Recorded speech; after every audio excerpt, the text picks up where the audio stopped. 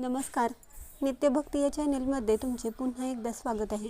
आज आपण जाणून घेणार आहोत वटपौर्णिमा कधी आहे, त्यामागची कथा काय आहे आणि पूजा कशी करावी. त्यामुळे हा व्हिडिओ तुम्ही शेवटपर्यंत नक्की बघा. आपल्या हिंदू धर्मात प्रत्येक सणाला अधिक महत्त्व असते, परंतु काही सण असे असतात ज्यामध्ये विश्वास, प्रेम आणि श्रद्धा असते. त्यातीलच एक सण म्हणजे वटपौर्णिमा. वटपौर्णिमा हा सण ज्येष्ठ पौर्णिमेला येतो, म्हणूनच त्याला वटपौर्णिमा असे म्हणतात. हा सावित्रीच्या प्रेमाचा पवित्र दिवस मानला जातो. वटपौर्णिमेच्या दिवशी वडाच्या झाडाची पूजा केली जाते.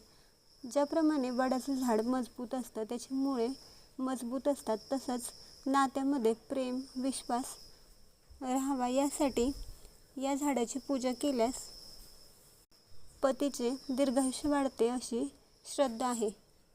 म्हणून हा दिवस महिलांसाठी अत्यंत शुभ दिवस मानला जातो. अनेक विवाहित स्त्रिया या दिवशी पतीच्या दीर्घायुष्यासाठी, उत्तम आरोग्यासाठी वडाच्या झाडाला फेरे मारून पूजा करतात.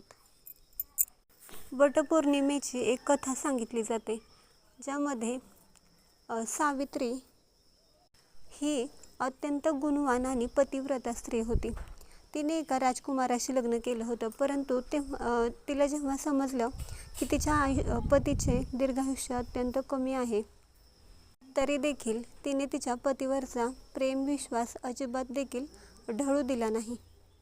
एके दिवशी तिचा पती जंगलात लाकडे तोडण्यासाठी गेला होता, तेव्हा यमराजांनी त्याचे प्राण घेतले. हे सावित्रीला कळताच तिने अत्यंत धाडसी निर्णयाने आणि चातुर्याने आपल्या पतीचे प्राण वाचवण्यासाठी यमराजाच्या मागे गेली आणि अष्टपुत्र सौभाग्यवती भव असा आशीर्वाद मिळवला. तिच्या या बुद्धिचातुर्यामुळे यमराजाला तिच्या पतीचे म्हणजेच सत्यवानाचे प्राण पुन्हा परत आणावे लागले.